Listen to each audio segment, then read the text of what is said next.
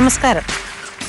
ആഘോഷങ്ങളുടെയും ചിലമ്പൊലികളുടെയും താളം പേറി മറ്റൊരു യുവജനോത്സവം കൂടി ഇതാ അടുത്തെത്തിക്കഴിഞ്ഞു. ഇന്ന് നമ്മൾ ഇവിടെ ചർച്ച ചെയ്യുന്ന വിഷയവും യുവജനോത്സവം തന്നെയാണ്. ഈ ചർച്ചയിൽ നമ്മോടൊപ്പം പങ്കെടുക്കുന്നവർ ശ്രീലക്ഷ്മി, കലാമണ്ഡലം വിമല മേനോൻ, ഗിരിജ ചന്ദ്രൻ, ഡയറക്ടർ റിഗാറ്റ, Jessy Joseph ADPI, Vinu Kiriyath script writer film producer, KC Harikrishnan general secretary KSTA, M Salahuddin general secretary KPSTA, Ambili Devi M, Madhavi Chandran, Aparna Muralikrishnan, Kalabhavan Naushad. ഇവരോടൊപ്പം മറ്റു വിദ്യാർത്ഥിനികളും ഇവരെല്ലാവരും അടുത്ത യുവജനോത്സവത്തിന് വേണ്ടി തയ്യാറെടുത്തുകൊണ്ടിരിക്കുന്നവരാണ്. നമുക്ക് ചർച്ചയിലേക്ക് കടക്കാം. യുവജനോത്സവം ഏകദേശം പടിക്കലെത്തിയല്ലേ? എങ്ങനെയായിരിക്കും ഇത്തവണ ഇതിന്റെ മുന്നൊരുക്കം? എപ്പോഴും ചർച്ചകളും ബഹളങ്ങളും വാദങ്ങളും വിവാദങ്ങളും ഒക്കെ ആയിരിക്കും. എന്തൊക്കെയാണ് ഇത്തവണ എടുത്തിരിക്കുന്ന മുന്നൊരുക്കങ്ങൾ? നമ്മൾ എടുത്തിരിക്കുന്ന മുന്നൊരുക്കങ്ങൾ നമ്മൾ വളരെ നേരത്തെ തന്നെ സംഘാടക സമിതി കൂടുന്നുണ്ട്. അതുപോലെ തന്നെ മാനുവൽ പരിശീലനത്തിന് വേണ്ടി വിദ്യാഭ്യാസ മന്ത്രിയുടെ നേതൃത്വത്തിൽ ഒരു യോഗം ഇതിനു മുമ്പ് ചേർന്നിട്ടുണ്ട്. അടുത്ത വർഷത്തേക്ക് കോടതിയോട് നമ്മൾ അപേക്ഷിച്ചിട്ടുണ്ട്. അടുത്ത വർഷം സമ്പൂർണ്ണ മാനുവൽ പരിശീലനം നടത്താൻ വേണ്ടിയുള്ള തീരുമാനം കോടതിയോട് നമ്മൾ ചോദിച്ചിട്ടുണ്ട്. കൂടാതെ സംഘാടക സമിതി കൂടി നമ്മൾ കൺവീനർ അതുപോലെ തന്നെ ചെയർമാൻമാർ എടുത്ത് എല്ലാ രീതിയിലും കഴിഞ്ഞ വർഷത്തേക്കാൾ മികവുറ്റതായി ഉള്ള രീതിയിലുള്ള കലോത്സവം നടത്താനാണ് തീരുമാനം. 3 വർഷം ആയിട്ട് ജഡ്ജസ് ആയിട്ട് വരുന്ന ആളുകളെ കംപ്ലീറ്റ് മാറ്റുന്നതിനും പുതിയ ആളുകളെ ആ തലത്തിലേക്ക് കൊണ്ടുവരുന്നതിനും തീരുമാനമുണ്ട്. അതുകൊണ്ട് തന്നെ ഇവിടെ ഉണ്ടാകുന്ന അപസ്വരങ്ങൾ തീർച്ചയായിട്ടും ഇല്ലാതാകുമെന്ന് ഞങ്ങൾ വിചാരിക്കുകയാണ്. ഈ സംഘാടക സമിതി എന്ന് പറയുമ്പോൾ എവിടെ നിന്നൊക്കെ ആയിരിക്കും? ഏതൊക്കെ ഡിപ്പാർട്ട്മെന്റ്? സർക്കാർ ഉദ്യോഗസ്ഥന്മാരാണോ അതല്ലാതെ പുറത്തുനിന്നോ അങ്ങനെയൊക്കെയാണോ? സംഘാടക സമിതി എന്ന് പറയുമ്പം നമ്മുടെ കേരള ഗവർണറാണ് അതിൻ്റെ മുഖ്യ അമരക്കാരനായിരുന്നുകൊണ്ട് മുഖ്യമന്ത്രി, വിദ്യാഭ്യാസ മന്ത്രി, താഴേക്ക് വരുമ്പോൾ DPI, അതുപോലെ തന്നെ മറ്റ് ഡയറക്ടർമാർ, vocational higher secondary, higher secondary വിഭാഗങ്ങളിലെ ഡയറക്ടർമാർ, പിന്നീട് ഏത് ജില്ലയിൽ നടക്കുന്നുവോ അവിടുത്തെ ലോക്കൽ സെൽഫ് ഗവൺമെൻറ് ആളുകൾ, അവിടുത്തെ മന്ത്രിമാർ, MLAമാർ, പിന്നെ തുടങ്ങി താഴേക്ക് വരുമ്പോൾ എല്ലാ പ്രധാനപ്പെട്ട ഉദ്യോഗസ്ഥന്മാരും, ജില്ലാതലത്തിലെ ഉദ്യോഗസ്ഥന്മാർ, പിന്നെ അധ്യാപക സംഘടനാ നേതാക്കന്മാരാണ് ഇതിൻ്റെ കമ്മിറ്റികൾ ഏറ്റെടുത്ത് 20 കമ്മിറ്റിയാണുള്ളത്. അത് ഏറ്റെടുത്ത് നടത്തുന്നത് അതിൻ്റെ കൺവീനർ അധ്യാപക സംഘടനാ നേതാക്കന്മാരും, ചെയർമാൻമാർ അവിടുത്തെ ജനപ്രതിനിധികളോ അല്ലെങ്കിൽ അവിടുത്തെ സാംസ്കാരിക നേതാക്കന്മാരോ ആയിരിക്കും. ഇവരെല്ലാം കൂടി അടങ്ങുന്ന ഒരു കമ്മിറ്റിയാണ് ഈ യുവജനോത്സവം നടത്തിക്കൊണ്ടുപോകുന്നത്. യുവജനോത്സവം ഒരു പ്രതീതിയാണ്. പ്രത്യേകിച്ച് ഒരു അനുഭവമാണത്. കുട്ടികൾക്ക് എല്ലാവർക്കും ഒരു പ്രതീക്ഷകളും ഒരു മത്സര ബുദ്ധിയും അല്ലേ? എങ്ങനെ കാണുന്നു? ഒരു കാലത്ത് പങ്കെടുത്ത ഒരാളെന്നുള്ള നിലയ്ക്ക് എങ്ങനെയുണ്ട് അനുഭവം? എന്തായിരുന്നു അന്നത്തെ അനുഭവം എന്ന് പറഞ്ഞാൽ നല്ല അനുഭവങ്ങളായിരുന്നു. കാരണം ഞങ്ങളൊക്കെ പങ്കെടുക്കുമ്പോൾ ഞങ്ങളൊരു 4-5 പേര് കാണും ഒരുമിച്ച് ഒരേ ഇയർ പങ്കെടുക്കാൻ തന്നെ. പക്ഷെ ഞങ്ങൾ തമ്മിൽ അങ്ങനെ ഒരു എന്താ പറയുക, ഒരു മത്സര ബുദ്ധി അധികം ഉണ്ടായിട്ടില്ല. ഞങ്ങൾക്കൊരു ഫ്രണ്ട്ഷിപ്പാണ്. ഇപ്പം ഞങ്ങളിൽ ആർക്ക് കിട്ടിയാലും ഞങ്ങൾക്ക് സന്തോഷമാണ്, ഞങ്ങൾ ആഘോഷിക്കും. അങ്ങനെയായിരുന്നു അന്നത്തെ കാലം. ഞങ്ങൾ അത്രയും അടുപ്പം ഞങ്ങൾ കുട്ടികൾ തമ്മിൽ കൂടെ ഉണ്ടായിരുന്നു, ഈവൻ പാരൻസ് തമ്മിൽ പോലും. പക്ഷെ നേരെ മറിച്ച് ഞാൻ ഇപ്പോൾ കുറേ വർഷങ്ങളായിട്ട് കാണുന്നതെന്ന് വെച്ചാൽ തല്ലുകൂടലല്ലാതെ വേറെ ഒന്നും കാണുന്നില്ല. ഈവൻ പാരൻസ് ആയാലും കുട്ടികളായാലും എല്ലാവരും ഭയങ്കര ഒരു സെൽഫിഷ് മൈൻഡഡ് ആയിട്ടാണ് എനിക്ക് അനുഭവപ്പെടുന്നത്. ഞാൻ സത്യത്തിൽ യുവജനോത്സവം ആദ്യമായിട്ട് ശ്രദ്ധിക്കുന്നത് അമ്പിളിയുടെ ഇഷ്യൂ വന്ന പ്രാവശ്യമാണ് കേട്ടോ. അതുവരെ സത്യം പറഞ്ഞ് ഞാനത് തിരിഞ്ഞു നോക്കിയിട്ടേ ഇല്ല. നോക്കുമ്പോൾ ടെലിവിഷനിൽ ഒരു കുട്ടി കരയുന്നു, ഒരു കുട്ടി, അങ്ങനെയാണ് ഞാൻ അതിലേക്ക് കൂടുതൽ. അന്ന് മുതൽ പിന്നെ നിരന്തരം ഞാനത് വാച്ച് ചെയ്യുന്നുണ്ട്. ചേച്ചി പറഞ്ഞ കണക്കൊരു ഇഷ്യൂ അത് സെലിബ്രിറ്റി ആയതുകൊണ്ടായിരിക്കാം. 2001 ഈ സംഭവം നടക്കുന്നത്. പക്ഷെ അന്ന് സത്യത്തില് ഒരു സെലിബ്രിറ്റി ആയിട്ടുണ്ടെന്ന് പറയാൻ പറ്റുമോ? ഞാൻ സീരിയൽസിലുണ്ടായിരുന്നു. നവ്യയുടെ കാര്യമല്ലേ പറഞ്ഞത്? നവ്യ അതിനുശേഷം 2 വർഷം കഴിഞ്ഞപ്പോൾ ഒട്ടും സെലിബ്രിറ്റി ആയിരുന്നില്ല. പക്ഷെ അതിനുശേഷം ആയല്ലോ. അപ്പോഴത്തേക്കും അതൊരു വലിയൊരു സംഭവമായിട്ട് എല്ലാ വർഷവും ഇപ്പൊ 2001 കഴിഞ്ഞ് 2016 ഇപ്പോഴും ഏത് കലോത്സവം വന്നാലും ആദ്യം ഇതാണ് ഇടുന്നത്. എന്നും ചർച്ച ചെയ്തിരുന്ന ഒരു വിഷയമാണ്. അതെ അതെ അതെ.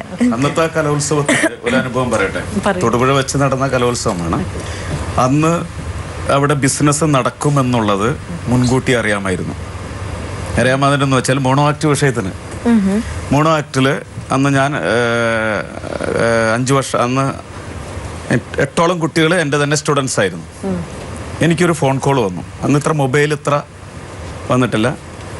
എൻ്റെ വീട്ടിലേക്ക് രാത്രി 1:30 ഫോൺ കോൾ വന്നു. അത് എന്നെ വിളിച്ചത് ഡാൻസ് ടീച്ചേഴ്സ് അസോസിയേഷൻ്റെ ഒരു ഭാരവാഹിയാണ്. അയാൾ എനിക്കറിയാം, നാട്ടുകാരനാണ്. അയാൾ എന്നോട് പറഞ്ഞത്, ഞങ്ങളുടെ തൃശ്ശൂർക്കാരുടെ ഭാഷയിൽ പറഞ്ഞത്, എടാ നിനക്ക് നാളത്തെ, നീ ഇപ്പം 4 വർഷമായിട്ട് നിൻ്റെ കുട്ടികൾക്കാണല്ലോ സ്റ്റേറ്റിൽ ഫസ്റ്റ് വരുന്നത്. അതെ, ഈ വർഷം നിൻ്റെ കുട്ടികൾക്ക് തന്നെ വേണമെന്നുണ്ടോ? ഞാൻ പറഞ്ഞ പ്രൈസ് മേടിക്കാൻ വേണ്ടിയിട്ടാണ് ഞാൻ പഠിപ്പിക്കുന്നത്, അതിന് വേണ്ടിയിട്ടാണ് ഞാൻ കുട്ടികളെ തയ്യാറ്. എന്നാൽ അത് ഇത്തവണ നടക്കണമെങ്കിൽ നീ കുറച്ച് പൈസ കൊടുക്കേണ്ടി വരും എന്ന് പറഞ്ഞു. അപ്പം ഈ നമ്പർ അന്വേഷിച്ച് പിടിച്ചു. ഈ വിവരം ഞാൻ അന്ന് തന്നെ PJ ജോസഫ് ആയിരുന്നു അന്നത്തെ മിനിസ്റ്റർ.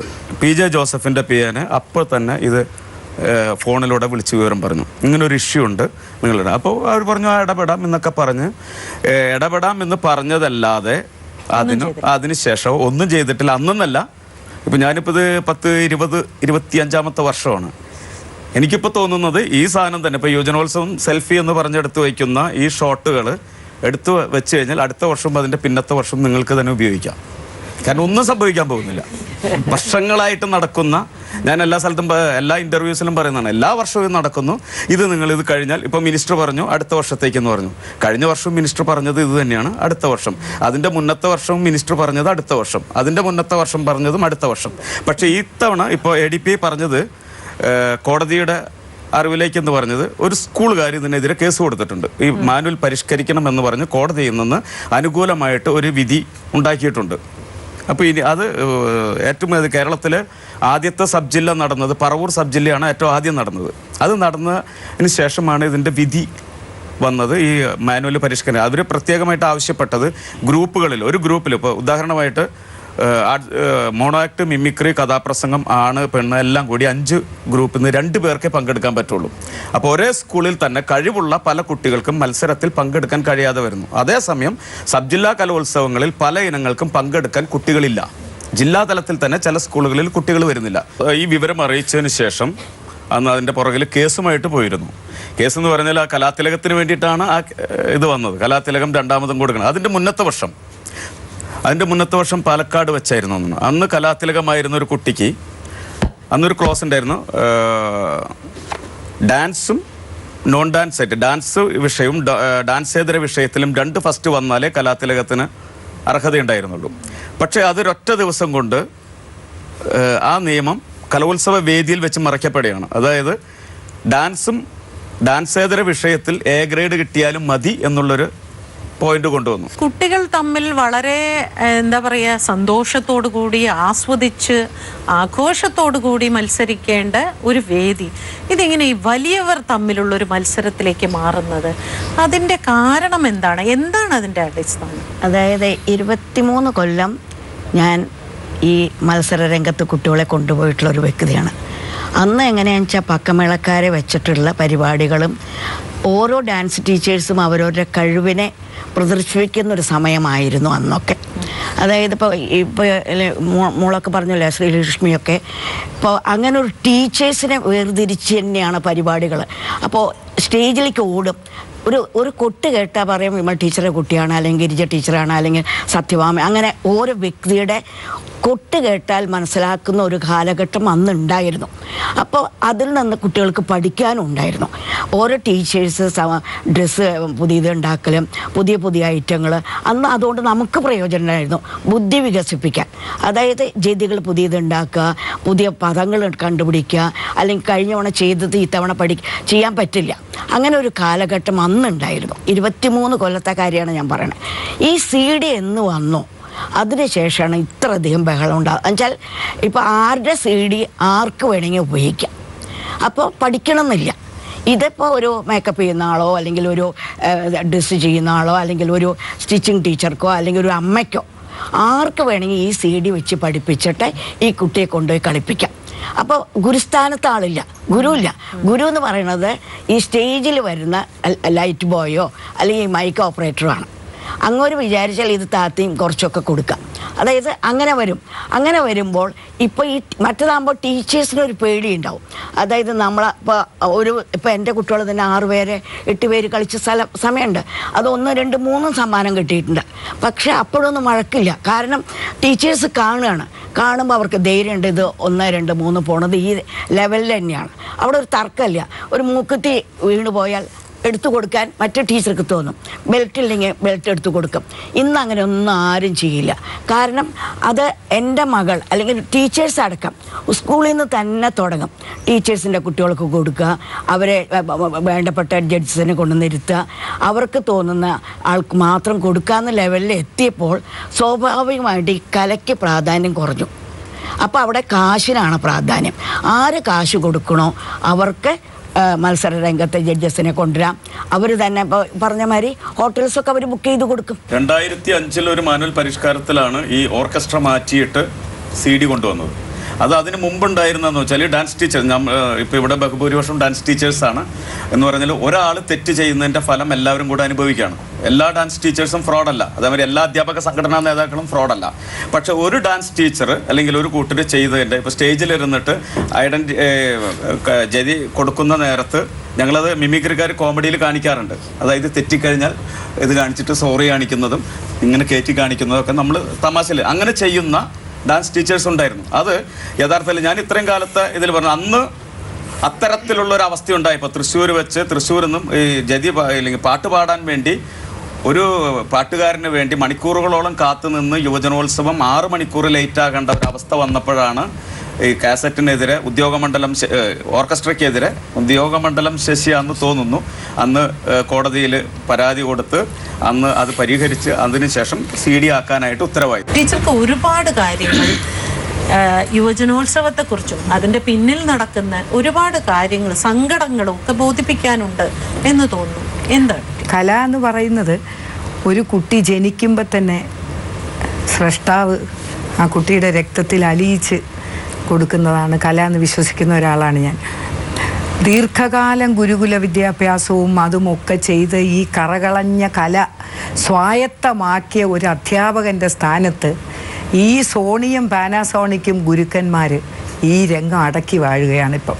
ഒരു പ്രശസ്തമായ കോൺവെൻറ്റിൽ സംഘനൃത്തം പഠിപ്പിക്കുന്ന അധ്യാപകൻ 7 CD എടുത്ത് 7 കുട്ടികൾക്കും കൊടുത്തിട്ട് പറഞ്ഞു, നിങ്ങളിത് പഠിച്ചുകൊണ്ട് വരിക ഒരാഴ്ച കൊണ്ട്. എന്നിട്ട് ആ അധ്യാപകൻ എന്ത് ചെയ്തു?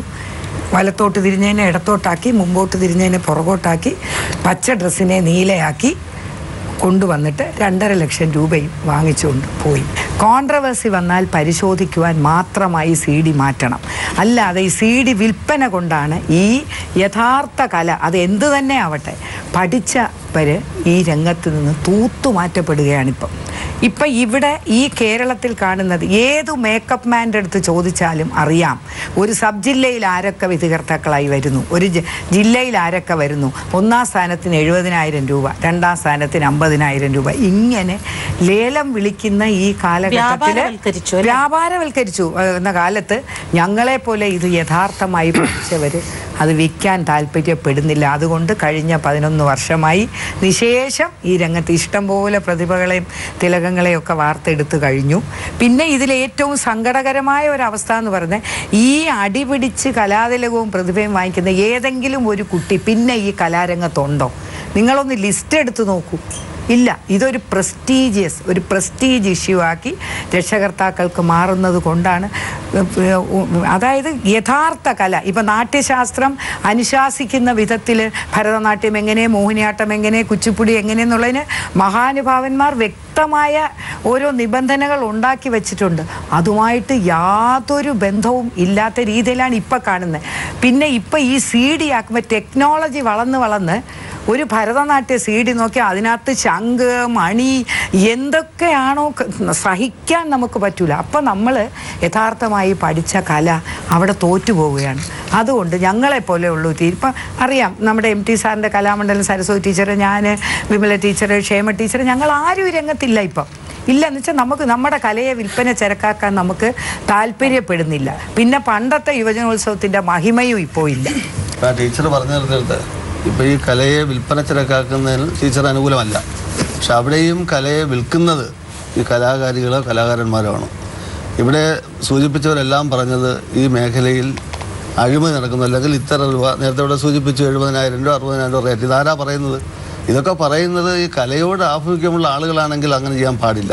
ഈ കലയോട് താല്പര്യമില്ലാത്ത ഒരു വിഭാഗം, അതാരാണെന്ന് നമ്മൾ സൂചിപ്പിക്കുന്നില്ല, അത്തരത്തിൽ ഒരു വിഭാഗം ആളുകളാണ് ഈ പ്രശ്നങ്ങൾ എത്രയും ഉണ്ടാക്കുന്നതിന് പിന്നിൽ പ്രവർത്തിക്കുന്നത്.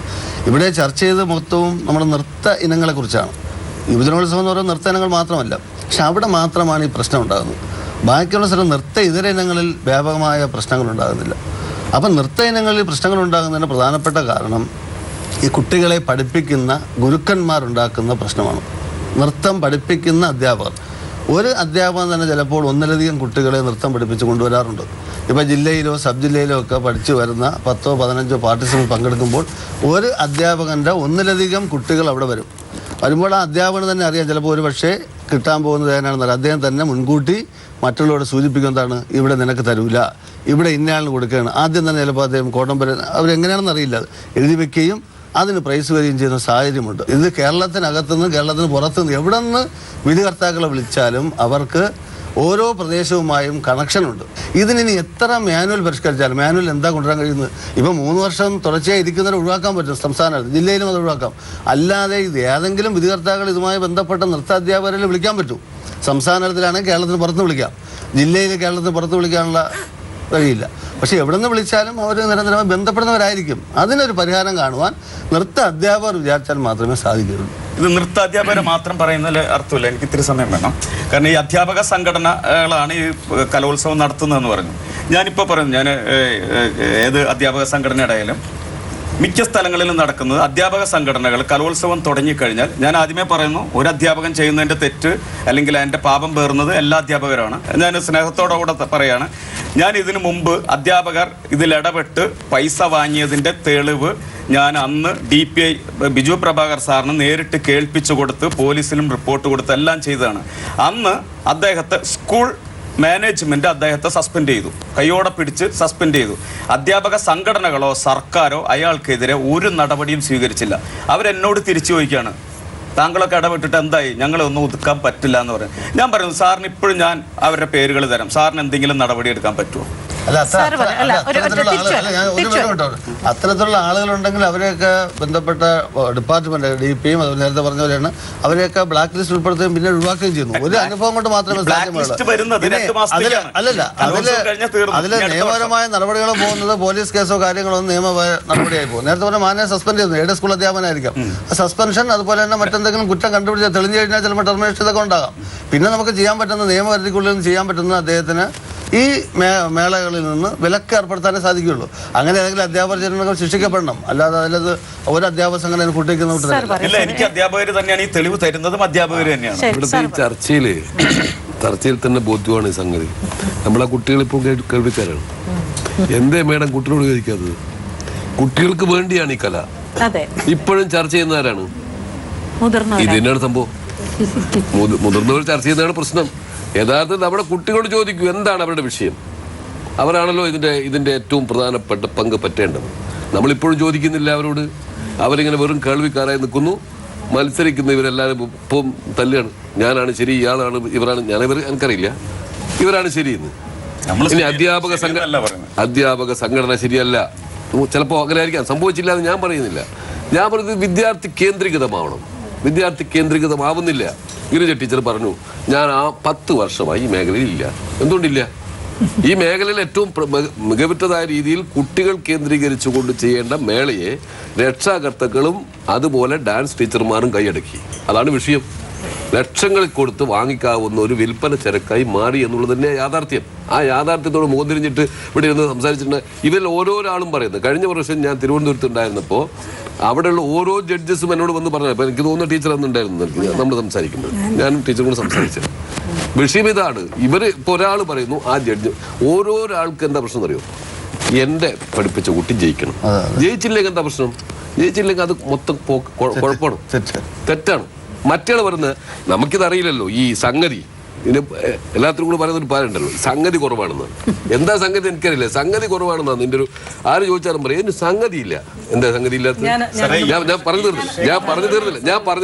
യഥാർത്ഥത്തിൽ ഈ വിഷയം വിദ്യാർത്ഥിക്ക് കുട്ടികളുടെ സർഗപരമായ കഴിവുകളെ വികസിപ്പിക്കുന്നതിന് വേണ്ടിയാണ് കലോത്സവം ഏർപ്പാടാക്കിയത്, അല്ലെങ്കിൽ അതിന് വേണ്ടിയാണ് വിദ്യാഭ്യാസ വകുപ്പ് ഇത് ചെയ്തത്.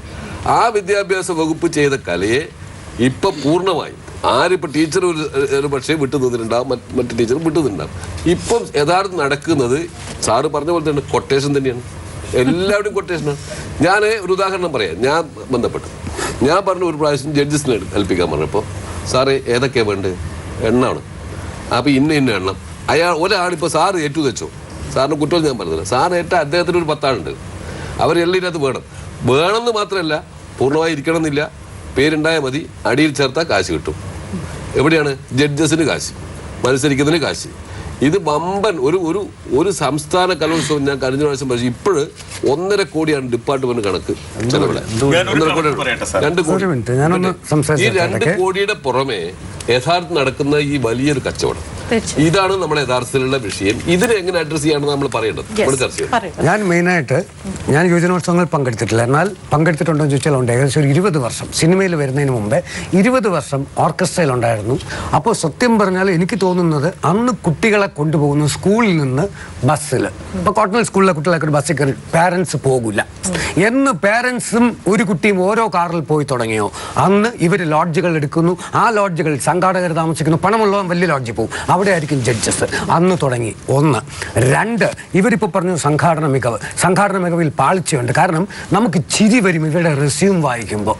ബയോഡേറ്റ, നെയ്യാറ്റിങ്കര കോമളം എന്ന് പറയുന്നത്, അല്ലെങ്കിൽ ഒരു തങ്കമണി ഒരു പേര്, പ്രശസ്ത നർത്തകി, കഴിഞ്ഞ വർഷത്തെ കുട്ടപ്പൻ മെമ്മോറിയൽ അവാർഡ്. നമ്മൾ അന്വേഷിക്കും കുട്ടപ്പൻ എന്ന് പറയുന്നത് ബാലെ ട്രൂപ്പിൻ്റെ ഉടമസ്ഥനും ഇതിൽ നൃത്തം ചെയ്യുന്ന ഒരു കുട്ടിയാണ്. ക്ലാസിക്കൽ എന്തെന്നോ ഒന്നും അറിയില്ല. അപ്പം ഇങ്ങനെയല്ല ഇവർ ചെയ്യേണ്ടത്. ബയോഡേറ്റ കൊണ്ടുവരുമ്പോൾ അതിന് എവിഡൻസോടുകൂടി കൊണ്ടുവരണം. ഭരതനാട്യത്തിന് പ്രശസ്ത നർത്തകി ഇത്ര വേദികളിൽ പോയി, എന്താ തെളിവ്? അവർ ഇത്ര ഓഡിയൻസ് പോയി ചോദിക്കുമോ? അപ്പോൾ ഇവർ അതോറിറ്റീസിനെ, ഇപ്പം ഞാൻ ചോദിക്കട്ടെ, 10ന്റെ നോട്ട് കണ്ടാൽ കണ്ണ് മഞ്ഞളിക്കാത്തവരെ കൊണ്ടുവന്ന് നോക്കൂ. ധനഞ്ജയൻ മാസ്റ്റർ അല്ലെങ്കിൽ പത്മ സുബ്രഹ്മണ്യം അല്ലെങ്കിൽ മഞ്ജു ഭാർഗവിയെ പോലുള്ളവരെ വിളിച്ചിട്ട് നിങ്ങൾ വരണ്ട, നിങ്ങളുടെ ഒരു സീനിയർ മോസ്റ്റ് സ്റ്റുഡൻറ്റിനെ അയക്കുമെന്ന് പറഞ്ഞാൽ അവരുടെ കണ്ണ് പൈസയിലും വീഴില്ല. അവർ കലയ്ക്ക് വേണ്ടി ജീവിക്കുന്നവരാണ്. അവരെ കൊണ്ടുവന്നാൽ ഒരു പരിധി വരെ ഇവിടെ യാതൊരു സംശയവും. അല്ല, നീ എനിക്ക് മൂന്നാമത്തെ ഒരു പോയിന്റും കൂടെ കുഞ്ഞുങ്ങളോട് എനിക്ക് പറയാനുള്ള ഒരൊറ്റ കാര്യമേ ഉള്ളൂ. നിങ്ങൾ ഇത്രയും പേരും ഇപ്പോൾ ഒന്നിച്ച് കൈയടിച്ചു പരസ്പരം ഇരിക്കുന്നു. ഈ ബന്ധം ഒരു സമ്മാനത്തിലാവരുത്. ഇത് നിങ്ങൾ മറ്റേ കുട്ടിക്ക് കിട്ടുമ്പോൾ കൈ കൊടുക്കണം. അമ്പിളി ദേവിയുടെ ആ കാലഘട്ടത്തിൽ ഞാൻ അരമന വീട് 500 ഏക്കറും എന്ന് പറയുന്ന ലൊക്കേഷനിൽ നിന്ന് ഞാൻ അമ്പിളി ദേവിക്ക് സമ്മാനം കിട്ടിയെന്ന് അറിഞ്ഞുകൊണ്ട് പോകുമ്പോൾ കാണുന്നത് അവിടെ ഭയങ്കര അടിയാണ് അമ്പിളിയും നവ്യയും തമ്മിൽ. അന്ന് നവ്യ സിനിമ വന്നിട്ടില്ല, അമ്പിളി സിനിമ വന്നിട്ടില്ല.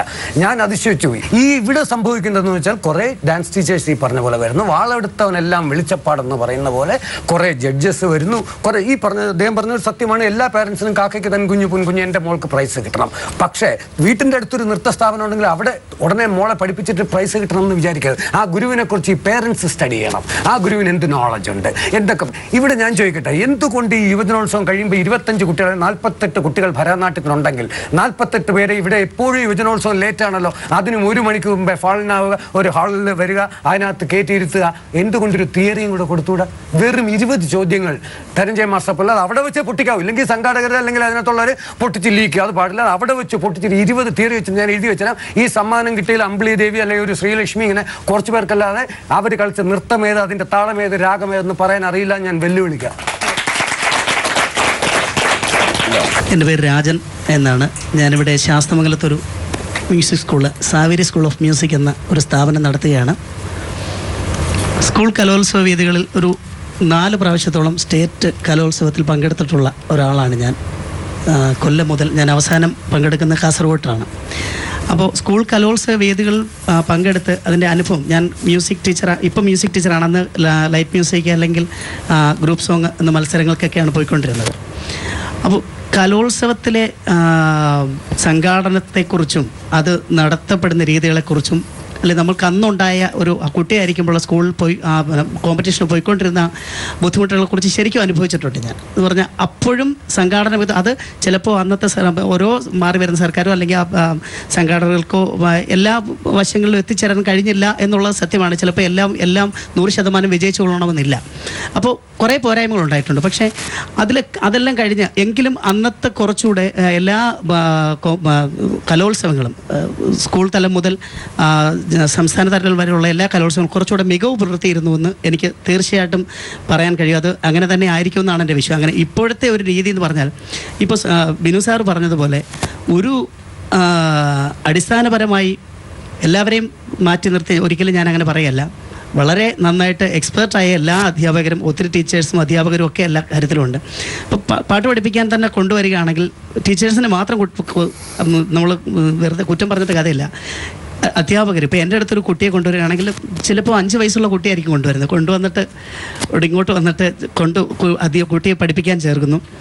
സാറേ കുട്ടിക്ക് സംഗീതം പഠിക്കണം, ഓക്കെ പഠിപ്പിക്കും. ഞാൻ കുട്ടിയെ ഒന്ന് പാടിച്ച് നോക്കുമ്പോൾ ചിലപ്പോൾ കുറച്ച് പാടുന്ന കുട്ടികൾക്ക്, ചിലപ്പോൾ ഒട്ടും പാടാൻ കഴിയില്ലാത്ത കുട്ടികളുമുണ്ട്. എത്രയായാലും കൊണ്ടുവന്ന് ചേർത്തിട്ട് ഒരു ആഴ്ച കഴിയണ്ട, അതിന് മുമ്പ് ഇങ്ങോട്ട് വന്നിട്ട് സർ കുട്ടിക്ക് കോമ്പറ്റീഷനാണ് സ്കൂളിൽ, ഒരു ലൈറ്റ് മ്യൂസിക്, പിന്നെ ഈ സരിഗമയൊക്കെ ഉണ്ടല്ലോ ശാസ്ത്രീയ സംഗീതം, അതുകൂടെ ഒന്ന് പഠിപ്പിച്ചേക്കണമെന്ന് പറയും. നിലവിൽ നടന്നുകൊണ്ടിരിക്കും. ഇത് പാട്ടിൽ മാത്രമല്ല, ഡാൻസ് ടീച്ചേഴ്സും മറ്റെല്ലാ ടീച്ചേഴ്സും ഇപ്പം മോണോ ആക്ട്, മിമിക്രി ഒക്കെ അവതരിപ്പിക്കണമെങ്കിൽ ആ കുട്ടിക്ക് അതിൻ്റേതായിട്ടുള്ള ഒരു ജന്മവാസന വേണം. ആ കുട്ടിക്ക് ആ അധ്യാപകൻ പറഞ്ഞു കൊടുത്താൽ അത് എന്താണെന്ന് മനസ്സിലാക്കാൻ കഴിയും. തീർച്ചയായിട്ടും ആ ദൈവം കൊടുക്കുന്ന കഴിവാണ്, അത് വേണം. അതൊന്നും അല്ല ഇപ്പം നടക്കുന്നത്. ഇപ്പം അതെല്ലാം മാറിയിട്ട് കുറേ ഓരോ സ്വാർത്ഥപരമായ കാര്യങ്ങൾക്ക് വേണ്ടി, അല്ലെന്നുണ്ടെങ്കിൽ എൻ്റെ കുട്ടിക്ക്, ഞാൻ പഠിപ്പിക്കുന്ന കുട്ടിക്ക്, അല്ല എൻ്റെ കുട്ടിക്ക്, ഈ രക്ഷകർത്താക്കൾക്ക് യാതൊരു ബോധവുമില്ല കുട്ടി പാടുമോ പാടുന്നില്ലയോ, എൻ്റെ കുട്ടിക്ക് കഴിവുണ്ടോ, ഇങ്ങനെ യാതൊരു ചിന്തയില്ലാതാണ് വരുന്നത്. അപ്പോൾ അങ്ങനെ കലോത്സവ വേദികൾ എത്തപ്പെടുന്ന കുട്ടികൾ നല്ല ടാലൻറ്റഡായ കുട്ടികളാണോ, അർഹരായ കുട്ടികളാണോ അവിടെ എത്തുന്നത്, അർഹരായവർക്കാണോ അത് കിട്ടുന്നത്, അവിടെ എത്തുന്ന ജഡ്ജസ് എത്രത്തോളം, ഈ പറഞ്ഞതുപോലെ തന്നെ അവർ എത്രത്തോളം ഡെഡിക്കേറ്റഡ് ആണ്, അവർ ഇതിനകത്ത് ഈ വിഷയത്തിൽ എത്രത്തോളം മുതിർന്നു നിൽക്കുന്ന ആൾക്കാരാണ്, അവരുടെ ബാക്ക്ഗ്രൗണ്ട് എന്താണ്, ഇതൊന്നും ആരും അറിയുന്നത്. അതുപോലെ അവിടെ വരുന്ന മറ്റ് സംഘാടന, ഞാൻ കുറേ പ്രാവശ്യം ജഡ്ജ്മെൻറ്റ് ചെയ്യാൻ പോയിട്ടുള്ള ആളാണ്. അവിടെ വരുന്ന താഴേക്കൾ വരുന്ന റെമ്യൂണറേഷൻ, അതൊരു വലിയ വിഷയമാണ്. നമ്മൾ അവർ സ്ലിപ്പ് തന്നിട്ട് അതിനകത്ത് ഒപ്പിട്ടാൽ മാത്രം മതി എന്ന് പറയും, പൈസ അവരെഴുതി ചേർക്കുന്നത്. അങ്ങനെ സംഭവിച്ചിട്ടുണ്ട്, നമ്മുടെ നേരെ പറയാറുണ്ട്. ഇതിപ്പം നടക്കുന്നുണ്ട്. അപ്പോൾ ഞാൻ പലപ്പോഴും ചെയ്തിട്ടുള്ളൂ. അപ്പം നമ്മൾ ഒരു പക്ഷേ നമ്മൾ അത് പ്രതികരിച്ചാൽ നമ്മളെ മോശക്കാരനാക്കുമോ എന്നുള്ള പലപ്പോഴും പ്രതികരിക്കാതിരുന്നിട്ടുണ്ടുള്ളത് സത്യമാണ്. അവിടെ അവർ വന്നിട്ട് പറയും സാറേ അവിടെ ഒപ്പിട്ടാൽ മതി കേട്ടോ, ഞങ്ങൾ എടുത്തു ചേർക്കും. പിന്നെ അവർ തരുന്നത് വാങ്ങിച്ചുകൊണ്ട് നമ്മൾ, പക്ഷേ ഇതിൻ്റെ പിന്നിൽ എന്താ നടക്കുന്നതെന്ന് നമ്മൾ അറിഞ്ഞുകൊണ്ട് ഒപ്പിട്ട് കൊടുത്തിട്ടുള്ള സാഹചര്യങ്ങളുണ്ടായിട്ടുണ്ട്. ട്രിവാൻഡ്രം ഡിസ്ട്രിക്റ്റിനകത്തും തന്നെയാണ് ഞാൻ ഈ സംഭവിച്ചിട്ടുള്ള കാര്യം പറയുന്നത്. അപ്പം ഇങ്ങനെയുള്ള ഒരവസ്ഥയിലൂടെയാണ് കലോത്സവം പോയിക്കൊണ്ടിരിക്കുന്നത്. കേരളത്തിൽ ഏറ്റവും കൂടുതൽ, ലോകത്തിൽ തന്നെ ഏറ്റവും കൂടുതൽ കുട്ടികൾ പങ്കെടുക്കുന്ന ഒരു കലോത്സവമാണ് നമ്മുടെ കേരള സംസ്ഥാന സ്കൂൾ കലോത്സവം. അതിൻ്റെ ഒത്തിരി പ്രതിഭകളെ, ഇഷ്ടംപോലെ പ്രതിഭകളെ വാർത്തെടുത്തിട്ടുണ്ട് നമ്മുടെ ഈ ഇവിടുത്തെ. അതിപ്പോൾ വരുന്ന കുട്ടികളും എത്രത്തോളം അതിൽ മികവ് പുലർത്താൻ, ഇനി അവരുടെ ഭാവിയിൽ എത്രത്തോളം മികവ് പുലർത്തുന്നു എന്ന് നമ്മൾ ഒന്ന് ചിന്തിക്കേണ്ടതാണ്. എന്തോ പറയണം. ഞാൻ പറയാൻ വന്നത്, ഇപ്പം ലൈവ് മാറ്റി CD ആക്കിയിട്ടോ അല്ലെങ്കിൽ കുറേ ടീച്ചേഴ്സ് ബാക്ക് ഔട്ട് ചെയ്തിട്ടോ അങ്ങനെയൊക്കെ ചെയ്തിട്ട് യുവജനോത്സവം എന്ന് പറഞ്ഞാൽ ഇപ്പം മാഡം പറഞ്ഞു ഇത്രയും വലിയൊരു ഗ്രൂപ്പ് ഓഫ് ആൾക്കാരാണ് ഇത് ചെയ്യുന്നത്. അപ്പോൾ അതിൽ 1-2 ആൾക്കാർ തെറ്റ് ചെയ്യുന്നുണ്ടാവാം. ജഡ്ജസ് ഇപ്പം സാറ് പറഞ്ഞ പോലെ സംഗതി എന്നുള്ളൊരു കാര്യം പറഞ്ഞു, അപ്പോഴാണ് ഞാൻ ഇൻറ്ററപ്റ്റ് ചെയ്തത്. സംഗതി അറിയാമെന്നുള്ള ടീച്ചേഴ്സിനെ നിങ്ങളാണ് കണ്ടെത്തേണ്ടത്. ഇത് തീർച്ചയായിട്ടും ഗവൺമെൻറ്റും അതിൻ്റെ ഓർഗനൈസേഷനും ഒരു പാനൽ ജഡ്ജസിനെ തിരഞ്ഞെടുക്കുക. ഇപ്പം എന്തുകൊണ്ട് നമ്മൾ മുഖ്യമന്ത്രിയെ തിരഞ്ഞെടുക്കുന്നു, അല്ലെങ്കിൽ ഒരു PM എന്തുകൊണ്ട് ഓരോ ബോഡിക്കും ഓരോ ഹെഡ് കാണുമല്ലോ, അതുപോലെ ഗവൺമെൻറ് തന്നെ ഇപ്പോൾ കലാമണ്ഡലത്തിൽ പഠിച്ചിറങ്ങിയ എല്ലാവരും എക്സ്പേർട്ട് ആവണമെന്നില്ല. ഒരു ക്ലാസ്സിൽ ഒരു കുട്ടിയായിരിക്കും ടോപ്പ്, അല്ലെങ്കിൽ 2 പേർക്കായിരിക്കും ഫസ്റ്റ് റാങ്ക്. പിന്നെ കലാതിലകം, കലാപ്രതിഭ ആയ കുട്ടികളുണ്ട്. ഞാൻ കോളേജിൽ BA MA ക്ലാസ് എടുക്കുന്ന വ്യക്തിയാണ് ഭരതനാട്യത്തിൽ. വളരെ വിഷമത്തോടു കൂടി പറയട്ടെ, ഈ BA പഠിക്കാൻ വരുന്ന കുട്ടികളാണ് കലാതിലകമാണെന്ന് പറയും. ഇവിടെ തിലകമായവരുണ്ട്, ഞാൻ എല്ലാവരെയും അല്ല പറയുന്നത്. ബേസിക് സ്റ്റെപ്സോ അതിൻ്റെ ബേസിക്സ് തിയറി അല്ലെങ്കിൽ ധ്യാന ശ്ലോകം എന്താ ചോദിച്ചാൽ ഇങ്ങനെ നിൽക്കും. കലാതിലകമാണ് 3 വർഷത്തെ. അപ്പോൾ കലാതിലകം ആയതുകൊണ്ട് she's not an expert in that. അല്ലെങ്കിൽ ഇപ്പം മോണോ ആക്ട് ചെയ്യുന്ന ഒരു കുട്ടി ഭാവിയിലെ മോഹൻലാൽ ആവില്ല.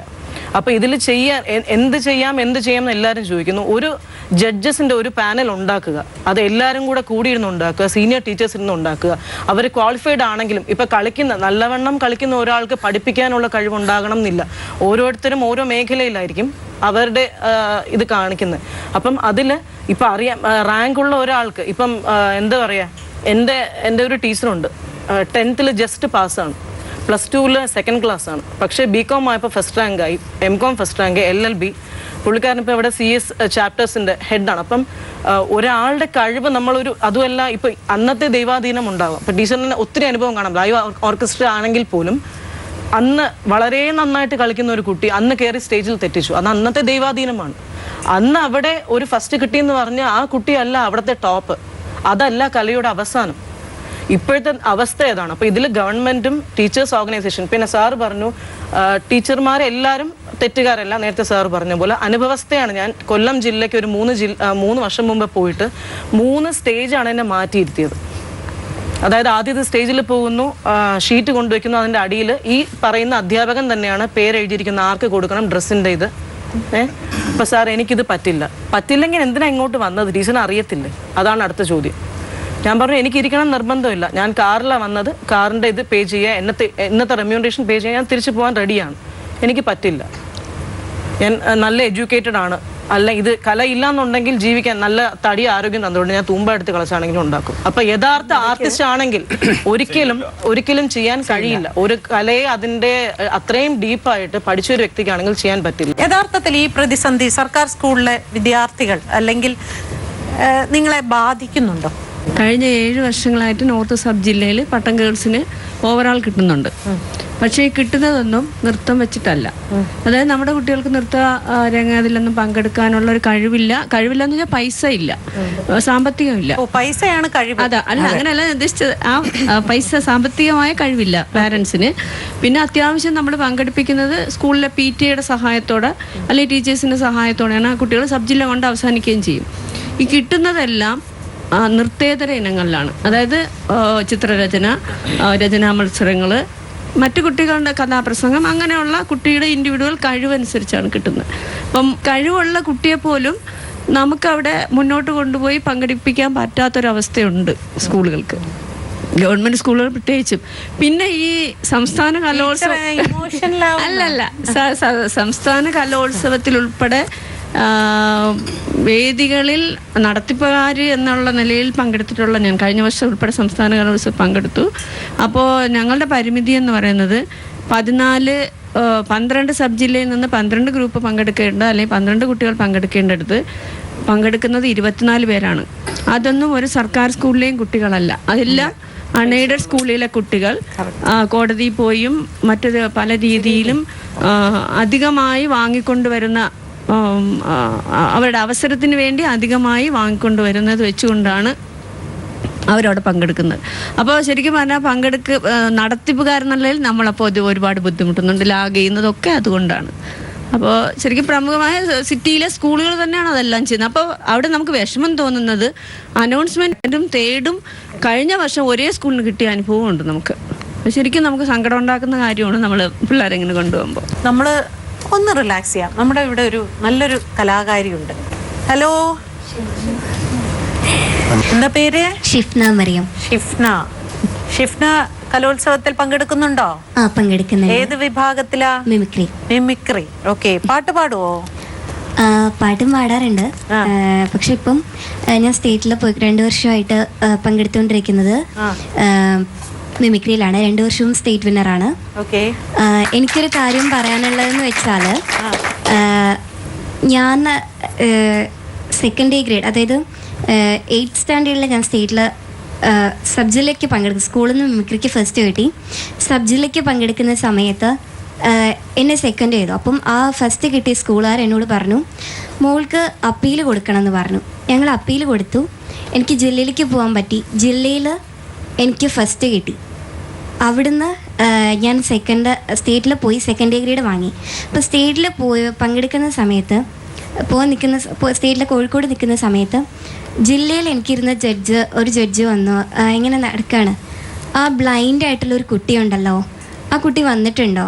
അപ്പം എൻ്റെ മമ്മി പറഞ്ഞു വന്നിട്ടുണ്ട്, ഇവിടെ ഇരിപ്പുണ്ടെന്ന് പറഞ്ഞു. അപ്പോൾ ഞങ്ങളോട് വന്ന് പറഞ്ഞു കുട്ടിക്ക് അന്ന് ജില്ലയിലിരുന്ന സമയത്ത് പിന്നെ എന്നോട് പറഞ്ഞത്, അതായത് ആ ജഡ്ജിനോട് പറഞ്ഞ്, ആ വേറെ ഇരുന്ന 2 ജഡ്ജസ് പറഞ്ഞു പിന്നെ ഞങ്ങൾ വേറൊരു കുട്ടിക്ക് കൊടുത്താലോ എന്ന് ചോദിച്ചപ്പം ഈ ജഡ്ജ് പറഞ്ഞു അത്രേ വേണ്ട, അർഹതപ്പെട്ട കുട്ടി ഇതാണ്, ഇവൾക്ക് തന്നെ കൊടുക്കണം. അപ്പം എന്നോട് പറഞ്ഞു കലോത്സവം എന്ന് പറയുന്നത് ഇങ്ങനെയാണ്, മോള് സ്റ്റേറ്റിൽ ഒരു സ്ഥാനവും കിട്ടിയില്ലെങ്കിൽ പോലും വിഷമം ഉണ്ടാകരുത് എന്ന് പറഞ്ഞിട്ട് പോയി. പക്ഷേ എനിക്ക് സെക്കൻഡ് ഗ്രേഡ് വാങ്ങാൻ കഴിഞ്ഞു സ്റ്റേറ്റിൽ. അപ്പോൾ എനിക്ക് പറയാനുള്ളത് ജഡ്ജസ് കുട്ടികൾക്ക് അർഹതപ്പെട്ട രീതിയിൽ കൊടുക്കണം എന്ന് എനിക്കൊരു കാര്യം പറയാനുണ്ട്. മോളെ ഏത് ക്ലാസ്സിലാ? ഞാൻ 10th-ലാണ്. ഓക്കെ. മോളെ ഏതെങ്കിലും ഒരു ഐറ്റം ഒന്ന് കാണിക്കാൻ പറ്റുമോ? ഒരു തീമായിട്ടാണ് പോകുന്നത്, അങ്ങനെ ചെയ്താൽ മതി. ആകാശവാണി തിരുവനന്തപുരം പ്രാദേശിക വാർത്തകൾ വായിക്കുന്നത് സുഷ്മ. കുട്ടികളിലെ സോഷ്യൽ മീഡിയയുടെ ഉപയോഗം നിയന്ത്രിക്കണമെന്ന് ഹൈക്കോടതി ഉത്തരവിട്ടു. ആരുല്ലേ വാട്സാപ്പിൽ ആരുല്ലേ വാട്സാപ്പിൽ ആരുല്ലേ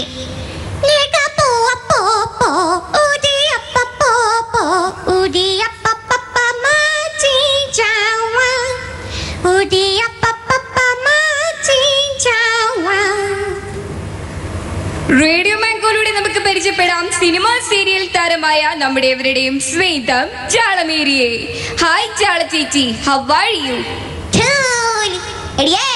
ഈ ചാളമേരി ചാള ചേച്ചി എന്ന് വിളിക്കാൻ ഈ ചാളമേരിന്റെ തള്ളാണോടിച്ചൂലേ നിന്റെ ചാണാപ്പളി വാതിക്കിട്ട് വീക്കണല്ലോ. ഈ മനോഹരമായ ചാറ്റിംഗ് ശേഷം ഒരു സൂപ്പർ ബ്യൂട്ടിഫുൾ സോങ് കേട്ടിട്ട് തിരിച്ചു വരാം. കാത്തിരുന്ന് പുഴമേലിഞ്ഞു കടവൊഴിഞ്ഞു കാലവും കടന്നു പോയി വേനലിൽ ദളങ്ങൾ പോയി വളകളോർന്നു പോയി. അപ്പുവേട്ടൻ എന്നെ സ്നേഹിക്കുന്നുണ്ടാവാം, അതിലും 100 മടങ്ങ് ഞാൻ മൊയ്തീനെ സ്നേഹിക്കുന്നുണ്ട്. അതിനേക്കാൾ 1000 മടങ്ങ് മൊയ്തീൻ എന്നെ സ്നേഹിക്കുന്നുണ്ട്. ഇനി പറയപ്പോയിട്ടാ ഞാൻ അപ്പോയിട്ടിനെ സ്നേഹിക്കണോ? പറ. വിളിച്ച നമ്പർ ബിസിയാണ്. ഇനി നിങ്ങളുടെ കോളേഴ്സിനെ സ്വാഗതം ചെയ്യാം. നിങ്ങളുടെ പേരോട് കൂടിയ BSNL ചാനലോടൊപ്പം MT സ്പേസ് പിന്നെ നിങ്ങളുടെ പേരും ടൈപ്പ് ചെയ്ത് ടോൾ ഫ്രീ നമ്പറായ 5679 SMS ചെയ്യൂ. അല്ലെങ്കിൽ കൂടുതൽ വിവരങ്ങൾക്കായി ഞങ്ങളുടെ കോൾ സെന്റർ ഏജൻസിനെ വിളിക്കൂ. നിങ്ങൾ അழைക്കുന്നവർ വേറെ ഒരുവരുடன் பேசிக்கொண்டிருக்கிறாள். நீங்கள் காத்திருக்கிறாள் அல்லது பின்னே அழைக்கிறாள். आपके द्वारा डायल किया गया नंबर इस बंद किसी अन्य कॉल पर वफ्त है. आप इंतजार करते हैं, कृपया फिर कोशिश करें. The person you're calling is on another call. Please hold the line or call after some time. ഹൃദയം സ്പോഞ്ച് പോലെയാണ് സ്നേഹിക്കുവാൻ വേണ്ടി രൂപകൽപ്പന ചെയ്തിരിക്കുന്നത്. ചിലർ ഇതിനെ പ്രണയിക്കാൻ ഉപയോഗിക്കുന്നു. ഈ ഒരൊറ്റ കാരണം മതി ഇവരൊരു രോഗിയാവാൻ. മനോരോഗി. Welcome to Jalatoon Service. Malayalam അതിനായി ഒന്നമർത്തു. ഏനുണ്ടോടി അമ്പിളിച്ചന്തം, ഏനുണ്ടോടി താമരച്ചന്തം, ഏനുണ്ടോടി മാരിവിൽ ചന്തം. ഈ ഗാനത്തിനായി 2 അമർത്തു. അടലോണ്ട നേരെ കണ്ണില്ല ചന്ദ്രന്റെ പുലാലാണ് കണ്ടപാടിയ നാണം കണ്ടയോ. ഓക്കെ മോളെ, നന്നായി.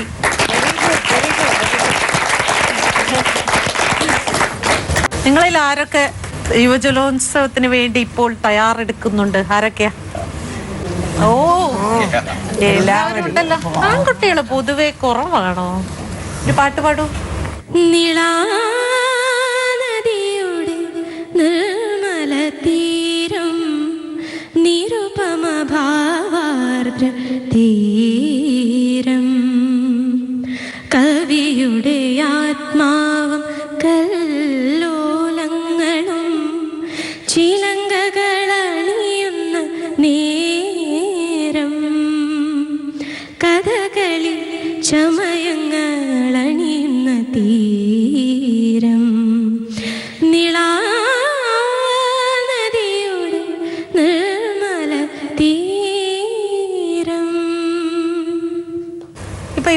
സംസാരിക്കുമ്പോൾ നമുക്കൊക്കെ ഒരു ടെൻഷൻ ഉണ്ടാകുന്നു, തോന്നുന്നുണ്ടോ? ഇപ്പം ഉണ്ടല്ലേ? എന്തായിരിക്കും, എന്തൊക്കെയാണ് ഇതിന്റെ പിന്നിലെ കളികൾ എന്നൊരു ഭയം വരുന്നുണ്ടോ? അയ്യോ കഷ്ടല്ലേ, എന്തൊരു നെഗറ്റീവ് മെസ്സേജ് ആണ് മാഡം നമ്മൾ അവർക്ക് കൊടുക്കുന്നത്. ഒരു വരും തലമുറയാണത് അല്ലേ? ഒന്ന് തീർച്ചയായിട്ടും മോളെ ഒരു പറഞ്ഞോളൂ. 2005 ഈ കലാതിലകം പ്രതിഭ പട്ടം എടുത്ത് കളഞ്ഞത്. ആ വർഷം തൊട്ട് ഫസ്റ്റ് പ്രൈസ് ഇല്ല, സെക്കൻഡ് പ്രൈസ് ഇല്ല എന്നും വന്നു. പക്ഷെ പിന്നെ ഗ്രേഡിംഗ് സിസ്റ്റം എന്നും പറഞ്ഞു. പിന്നെ എന്തിനാണ് ഇപ്പൊ ഗ്രേഡ് കൊടുത്തിട്ട് അതിലൊരു ടോപ്പ് ഗ്രേഡ് എന്നീ കൊടുക്കണത് എന്തിനാ? അതുകൊണ്ടല്ലേ ഈ ഒരു കോമ്പറ്റീഷൻ മെന്റാലിറ്റി ഇപ്പോഴും കലാപ്രതിഭ മാറ്റിക്കൊണ്ട് ഇതിലൊരു അവസാനം ഗ്രേഡിംഗ് സിസ്റ്റം ആക്കി. അപ്പം എല്ലാരും മത്സരിച്ചാൽ നല്ല കളിക്കുന്ന കുട്ടികൾക്ക് ഒരു ഗ്രേഡ് കിട്ടും, ഹാപ്പിയാണ്. ഈ ഒരു അങ്ങോട്ടും ഇങ്ങോട്ടും ഒരു കമ്പാരിസൺ വരുന്നില്ല. ഇത് എല്ലാവർക്കും കൊടുത്തിട്ട് പറയും ഇതിൽ ടോപ്പ് ഗ്രേഡ് ഒരു കുട്ടി, അത് ചെയ്യുന്ന ഒരു പാർഷ്യാലിറ്റി അതാണെന്ന് തോന്നുന്നു. അപ്പൊ 1, 2, 3 സ്ഥാനം കൊടുക്കുന്നതിന് തുല്യം തന്നെയാണ്. അത് പറയരുത്, മാത്രം പറയണം. അത് വളരെ നെക്സ്റ്റ് സ്റ്റേജിലേക്ക് മത്സരിക്കണ്ടേ? അതല്ല, അതെ സ്റ്റേറ്റിലെങ്കിലും അത് നിർത്തണം. സ്റ്റേറ്റിൽ അപ്പീൽ നിർത്താൻ ഒരു പ്രയാസവും ഇല്ല. സ്റ്റേറ്റില് ഗ്രേഡ് മാത്രം പറയുക, സ്ഥാനങ്ങൾ പറയാതിരിക്കുക. അങ്ങനെയൊക്കെ ക്യാഷ് അവാർഡ് കൊടുക്കുമ്പോ സ്ഥാനമായില്ലേ? എന്നാ പിന്നെ അത് അങ്ങനെ തന്നെ പറഞ്ഞാൽ മതി. ഒരു മിനിറ്റ് മാഡം പറയൂ, മാഡം പറയൂ. നമ്മള് വേദിയിലാണ് മത്സരം നടക്കുന്നത്. വേദിയിൽ നമ്മൾ ഒരിക്കലും ജഡ്ജസിനോട് പറയുന്നുണ്ട് അവിടെ 1, 2, 3 സ്ഥാനങ്ങൾ പ്രഖ്യാപിക്കരുത്. അവിടെ നമ്മൾ വായിക്കുന്ന ഗ്രേഡ് മാത്രമേ ഉള്ളൂ. അതിന് ആര് പറഞ്ഞാലും എനിക്ക് യാതൊരു തർക്കം. ഞാൻ വർഷങ്ങളായിട്ട് കലോത്സവ വേദിയിലെ 1ാം വേദിയിൽ നിൽക്കുന്ന ഡെപ്യൂട്ടി ഡയറക്ടർ നിൽക്കുന്നതാണ്. യാതൊരു കാരണവശാലും ജഡ്ജസിനെ നമ്മൾ അനുവദിക്കാറില്ല. പിന്നെ ചിലർ അബദ്ധത്തിൽപ്പെട്ട് അവിടെ മാർക്ക് നമ്മൾ എൻലിസ്റ്റ് ചെയ്യുന്നുണ്ട്. ചെയ്തിട്ട് അത് കൂട്ടിയിട്ട് അതിൻ്റെ 1ാം സ്ഥാനം കിട്ടുകയാണ്, 2 കിട്ടുകയാണ്, 3 കിട്ടുകയാണ്, ഇങ്ങനെ താഴെ വരെ 25 പേരുണ്ട്. 25 പേർക്ക് മാർക്ക് കൊടുത്ത് അത് നമ്മൾ ഗ്രേഡ് ഇടുന്നുണ്ട്. പക്ഷേ അത് അവിടെ അനൗൺസ് ചെയ്യുന്നില്ല. അത് അറിയുന്നത് സംഘാടകർക്ക് മാത്രമേ ഉള്ളൂ. ഈ കുട്ടികൾ എ ഗ്രേഡ് മീഡിയക്കാര് പറഞ്ഞു കഴിയും ആരാണ് ടോപ്പ്, അത് ആരാണ് മീഡിയക്ക് കൊടുക്കുക.